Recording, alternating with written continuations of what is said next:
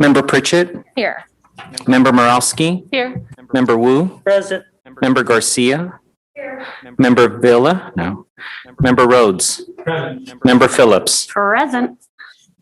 All right, we have a quorum, and I believe we have a live public comment.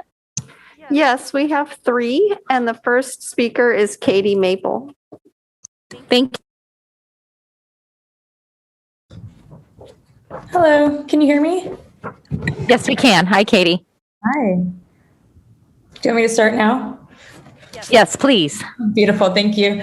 Good evening, Chair and members of the board. My name is Katie Maple and I'm a resident of Oak Park. My father was in the Navy and I went to more schools than I could count before leaving home at 16. Luckily, I was graced at that time with the opportunity to move in with a friend and her single mom, who's a longtime educator and has been the president of her teachers union for many years. If it wasn't for that connection to the importance of education and protecting our teachers and students, I'm not sure where I would be today. Thanks to that experience, I was able to find stability, go on to be the only person in my family with a college degree, and am now running for Sacramento City Council in District 5. If elected, I hope to work together with you to make sure all of our kids get what they need and to help eliminate the invisible barriers between the district and the city. This is important because the schools are the backbone of the city. I hope that we can work on joint projects and fight to get kids the revenue and support they need. A great example of that is the recent work done to bring back 4th R. We should prioritize establishing more community schools that provide wraparound services on campus. I also want to say thank you. Thank you for working with your labor partners and getting an MOU in place to avert a strike with classified workers. The community is tired of constant fighting between the district and staff. What the community wants is labor peace. We want the district to work in a collaborative way instead of a top-down manner. No district can be great without the buy-in of their teachers, educators, and staff. Instead, we ask you to listen to the voices of those who do the work on the ground and respect their input and experience, including treating them with the same dignity you would expect them to provide to students and parents. All future changes should be negotiated collaboratively with labor partners to create solutions that work on the ground. I believe the best use of our time now is to focus on developing an enrichment program for summer that is not focused solely on academics. Let's give our students a chance to heal from the trauma of the pandemic and give them the experiences they've missed, including time to bond with friends, play games, field trips, and extracurricular activities. Let's look at the needs of the whole child. Thank you very much. Thank you. Next commenter. Yes, our next speaker is John Meyers. Good evening, board and superintendent. This is John Meyers, parent of 3 Sac City students and a member of Open Sac City Schools and SCUSD Students First Parent Coalition. SCUSD Parents First is now represented by the Anastad, Andelin, and Korn LLP, who work across California on behalf of civil rights of students who are unfairly prevented from returning to their classrooms. Today, Anastad, Andelin, and Korn sent a demand letter to the SCUSD board and superintendent, advising you of the overwhelming health data supporting in-person instruction, the overwhelming need for students to end so-called distance learning, and most importantly, your leadership responsibility to safely return students to their classrooms full-time. At SCUSD Students First, we hope you take this responsibility seriously. As the board discussed and agreed unanimously last week in the April 22nd board meeting, there is no public health reason preventing SCUSD students from being in class full-time right now. We fully understand the difficulty in getting labor partners to agree to return to the classroom, but we must remind this board and superintendent that the district cannot simply bypass the need to educate nearly 40,000 students because of the fear of conflict or a desire for expediency. Nearly all nearby districts have already returned to 4 or 5 days per week of in-person learning. SCUSD needs to do likewise. We take this first step towards legal action seriously, but we unfortunately feel this is the only way to get the students' voices heard. SCUSD Students First can no longer patiently wait for the district to stop violating the basic civil right of every student to receive a full-time in-person education. Thank you for your attention, and we look forward to your actions. Thank you. Thank you, Mr. Myers. Our final speaker is Mohammed Kashmiri. Hey, board. I think most of you know me. I'll start with a quick story, which is, last night my wife and I were watching Married at First Sight, which was reminded me of my own childhood because as a Pakistani immigrant, My parents had an arranged marriage. And they didn't always get along. And sometimes, like they would be passing notes through me and like it was really uncomfortable and weird. And I bring that up because, I feel like I often feel that way whenever we're in a situation where the union and the unions are fighting with the district. And I just got to say, I appreciate that the board is working collaboratively with the unions to try to figure things out and has gotten an MOU to avert the strike.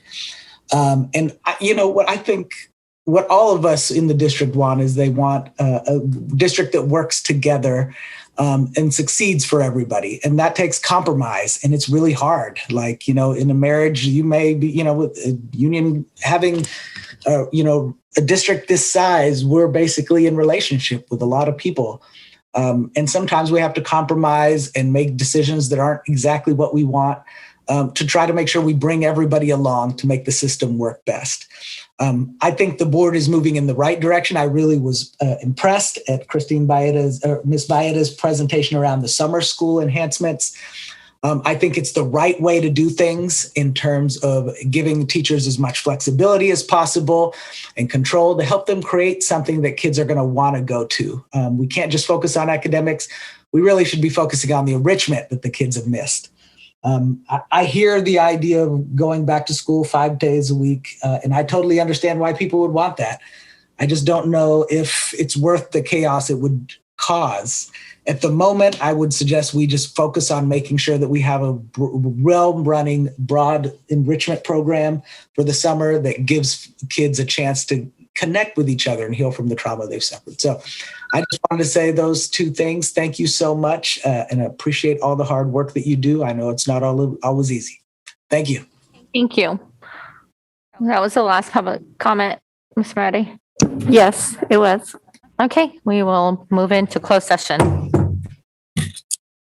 Item 5.0, approval, I don't have my glasses on.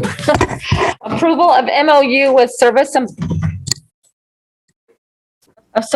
Employees International Union dated April 20th, 2021 to safely reopen schools to in-person instruction and AB 1200 disclosure. Mr. Bozio?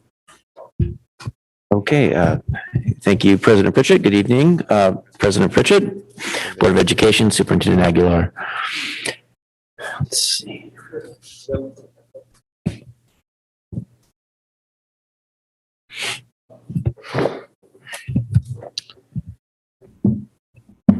Okay, I'm Raul Bosio, here to present for you to review and approve and ratify the district's agreement with SEIU, as well as the AB 1200 financial disclosure.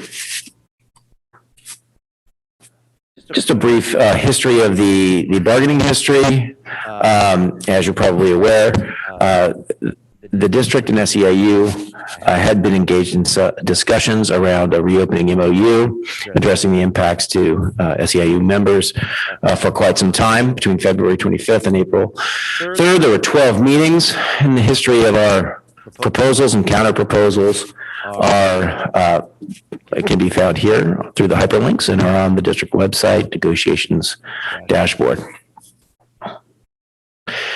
At one point, however, April 3rd, the district determined that the parties had reached an impasse and filed for an impasse determination with PERB, the Public Employment Relations Board.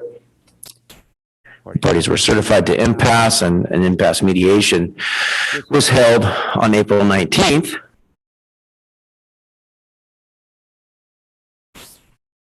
And at that meeting on April 19th, the parties did enter into an agreement, which was ratified on the next day. Some of the key terms that are contained within that agreement for your ratification tonight are listed on this slide and the next, including robust health and safety protocols consistent with public health recommendations, option for parents with childcare issues, in some cases to bring their school-age children to work, and to be included in the cohorts of their grade level at their work site. And just as we have done with other bargaining partners, option for remote work or accommodation for staff with a serious health condition when able to meet, of course, the essential functions of their positions.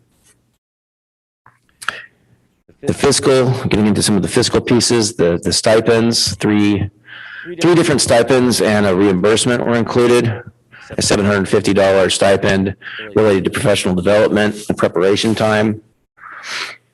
A $1,000 prorated stipend for SEIU members who had been previously back to work on site dating back to July 1st, 2020. There is a $100 reimbursement for folks who were working remotely.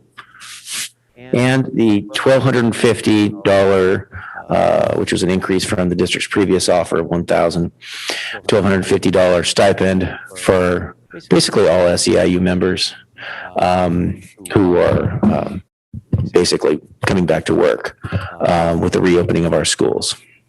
And that is in recognition of the additional workload and various out-of-pocket expenses incurred by staff. The fiscal impact, as really further outlined in detail in the AB 1200 document in your packet, which can be viewed again on our website. The primary fiscal impact is the one-time cost there. They're listed over $6.5 million.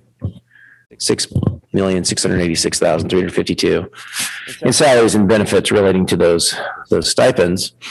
AB 86 salaries budget will be increased by over $5 million, and the benefits budget increased by over 1.6. The AB 86 revenue will be increased to offset the budget expenditure increases with a net budget impact of $0.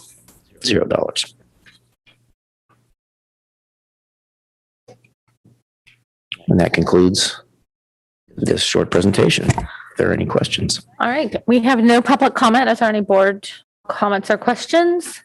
No public comment. Any board comments or questions? What was that? Yeah, we're doing one at a time.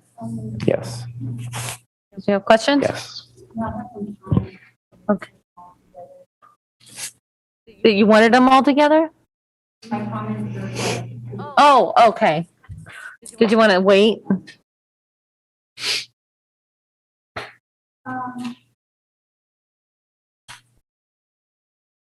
You want to wait? All right. I'll just go ahead. I'll make sure your mic is on.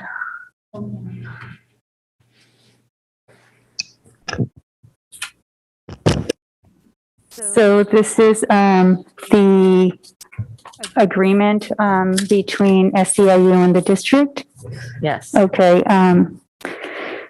Just, I want to express my gratitude to all bargaining teams, both on labor and management, for reaching this final agreement to reopen schools for in-person learning. I'd also like to thank SEIU for reaching an agreement with the district in the 11th hour to avert a strike, which would have been disastrous on many levels. No one wins with a strike, not employees, not our families, not our students. So thank you.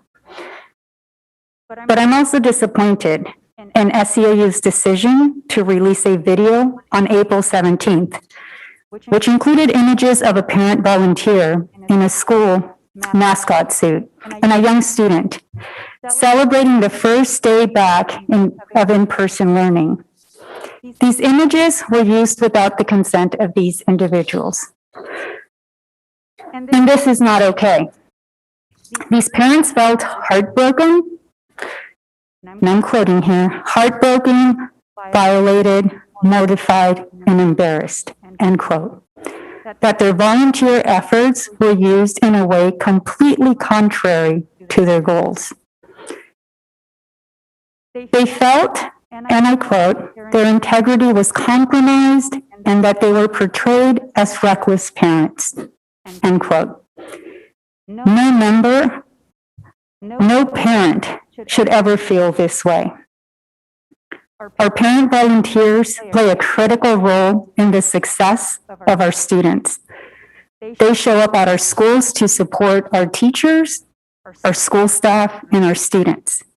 We want more of them, not fewer. Last week, our entire board sent a letter to the president of SEIU with the following: thanking SEIU for removing the video from its Facebook page, asking for a public apology to all our parent volunteers for using images without consent, asking SEIU to reach out to the parents in the video to apologize for using their images without their consent, and asking that moving forward, SEIU seek consent from any individual or individuals in pursuit of their efforts and in compliance with Board Policy 1113. This will go a long way to restore the respect and trust our parents expect and deserve every time they show up at any school site, from East Sacramento to South Sacramento to Oak Park, Land Park, The Pocket, every single school in our district. Thank you. Thank you, Member Garcia. And with that, I move to, Would you like to, okay, we still have, more public comment. But since we have a motion on the table, we need to discuss the motion. Do you want to, I withdraw my motion. to okay, make thank further you, and then we'll discussion. get right back to you. Thank you, Member Garcia, for withdrawing that motion and for your comments on the video.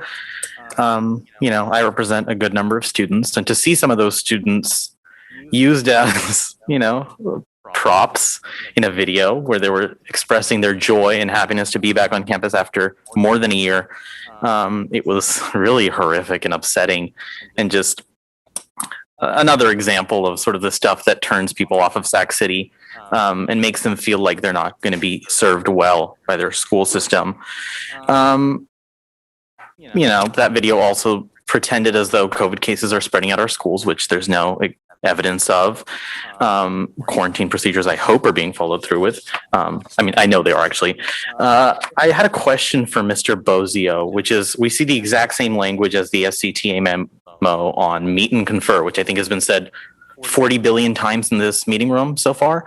But meet and confer, and then we see 6 feet in the COVID hygiene section. So could you explain, based on the superintendent's actions, I think it's fair to assume that the district is aiming to move that up to date with 3 feet. So can you explain how that would work with this specific labor partner? Sure. It's the same.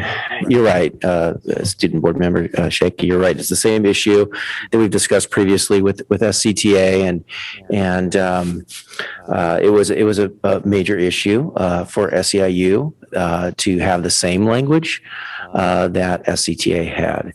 And as we've discussed previously, we're currently pursuing those efforts to meet and confer, to discuss this issue with SCTA. And that's really, going to be the pivotal, the piece on that particular question, if there's to be any change between 6 and 3 feet. So, the team felt that in order to make an agreement with SEIU, that's what, would be required. Right. So just for clarity, in order to meet an agreement, the language with regards to COVID hygiene is exactly the same as SCTA. It's the 6 same feet is what we're language. sticking to for now in this MOU. Thank you. Mr. Bozio, has there been a date set to meet and confer? No, not on that question. There's been some discussions about sizes of cohorts generally and the amount of students who are back. Okay, Mhm. thank you. So seeing any other questions from my board, I thank you, Member Garcia, for thank you for advocating for the students of Theater Judah. Or Phoebe Hurst, sorry. That was my mistake. We do have one other question, sorry, Member Garcia. Oh, yes. I'm all over the place tonight. Member Morosky. That's okay. Thank you. I wanted to echo Member Garcia's comments and thank you for those. I we need civility in this district. We need to build each other up. We need to respect each other. You know, this constant delegitimizing of the other, the othering of parties with which we have legitimate disagreements, feeding on cynicism and just over and over doing hurtful things. You know, we have to get out of this cycle. There's no good that comes of it. You know, we can't poke a hole in your side of the boat. You know, if when we delegitimize the district, that's all of us. That's not them over there. It's not just us up here. It's all of us together. So I hope we can move forward in that collaborative spirit and work with each other in good faith going forward. Thanks. Thank you. All right, Member Garcia, would you like to go back to your motion? Yes. I move to adopt the agreement before us between SEIU and and Sac City Unified. Gosh, I'm off today too. All right, did I get a second? All right, student preferential vote? No. All right, it's a roll call, Superintendent? Member Pritchett, Yes. Member Morowski, Aye. Member Wu. Aye. Member Garcia, Aye. Member Rhodes. Aye. Member Phillips. Aye. Perfect. All right. Item 6.0, approval of MOU with teachers, with Teamsters dated April 6th, 2021 to safely reopen schools to in-person instruction and AB 1200 disclosure. Mr. Bozio. Thank you, President Pritchett. So we have for your review and ratification. I'm going to go ahead and present the two. You have to take action independently on each of the MOUs and their addenda, individually with the Teamsters group and also with the Teamsters TCS, Classified Supervisors Group. But we'll go ahead and present it because the terms of their agreements are identical. The MOU with each, the MOUs were executed on April 6th, 2021, with addenda that followed on the 21st. The key provisions of these agreements include, again, those essentially the same health and safety protocols as outlined in our return to health plan, as well as that meet and confer language if any guidance changes. And specifically here, safe distancing within the classroom of 3 feet apart or other distance recommended by CDPH.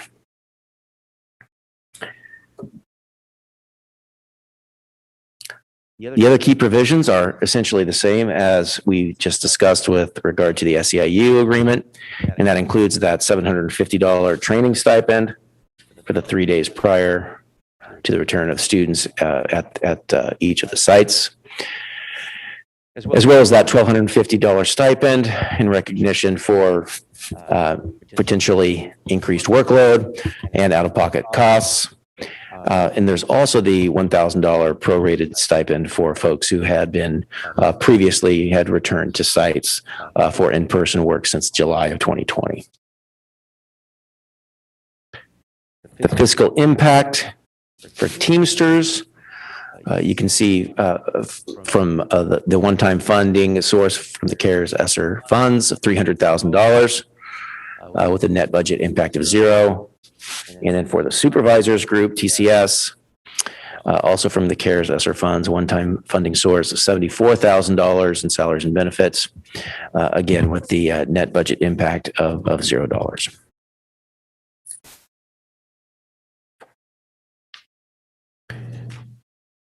And again, that AB 1200 documentation in detail is available in the board packet and online. So that concludes this presentation, and I would welcome any questions. All right, we have no public comment. Do we have any board discussion? Member Garcia? Again, I just want to express my gratitude to all bargaining teams on labor and management for reaching final agreements. I'd like to uplift Teamsters for our as labor partners who quickly and quietly reached agreement with the district bargaining team. I just want to express a heartfelt thank you. I think we can all agree with that. All right, any other comments, questions? All right, can I get a motion to approve? All right, I have a motion on the table in a second. Student preferential vote? Aye. All right, superintendent roll call? Member Pritchett. Aye. Member Morowski. Aye. Member Wu. Aye. Member Garcia. Aye. Member Rhodes. Aye. Member Phillips. Aye.